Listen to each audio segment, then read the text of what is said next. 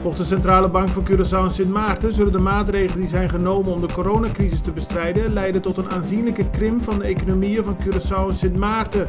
Vooral in de sectoren toerisme, transport en de aan toerisme gerelateerde diensten. De Centrale Bank heeft verschillende scenario's uitgewerkt. Daaruit blijkt dat als de crisis nog verschillende maanden duurt, de economie op Curaçao met 20% kan krimpen. Op Sint Maarten kan dat zelfs 30% zijn. Volgens interim-president José Jardín moet er daarom zo snel mogelijk duidelijkheid komen over een steunplan. De Extra opent vandaag met het bericht dat de Curaçaose supermarkten en begrafenisondernemingen extra maatregelen gaan treffen in verband met de coronacrisis. Hierover was afgelopen weekend overleg met de overheid. Voor de supermarkten betekent dit dat er meer rekening wordt gehouden met voorschriften over hygiëne en met de regels voor social distancing.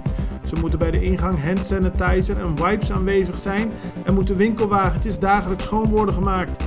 Mensen wordt verder afgeraden kinderen mee te nemen bij het doen van boodschappen. Voor begrafenissen is een maximum ingesteld van 50 personen voor het bijwonen van een begrafenis. Van tevoren moet een lijst met namen worden overhandigd. Verder mag een begrafenis niet langer dan 1,5 uur meer duren. De politie treedt meteen op in geval van samenscholing.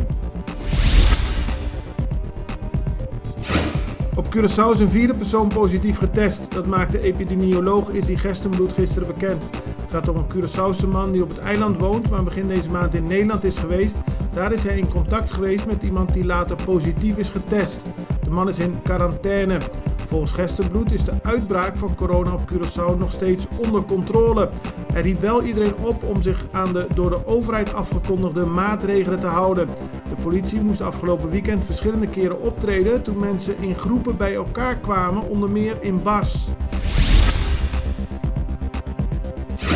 Gisteravond werd op de Julianabrug een spectaculaire lichtshow gehouden onder de naam Light the Sky Curaçao. De show was ook via Facebook te volgen. Het was een initiatief van de Curaçaose entertainmentindustrie. Die wilde iets positiefs doen in deze huidige lastige tijd die wordt gedomineerd door het coronavirus. Heel veel mensen op Curaçao en ook daarbuiten hebben positief op de show gereageerd.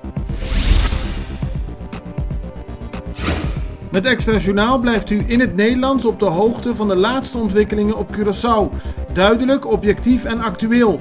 Nu ook met updates gedurende de nieuwsdag.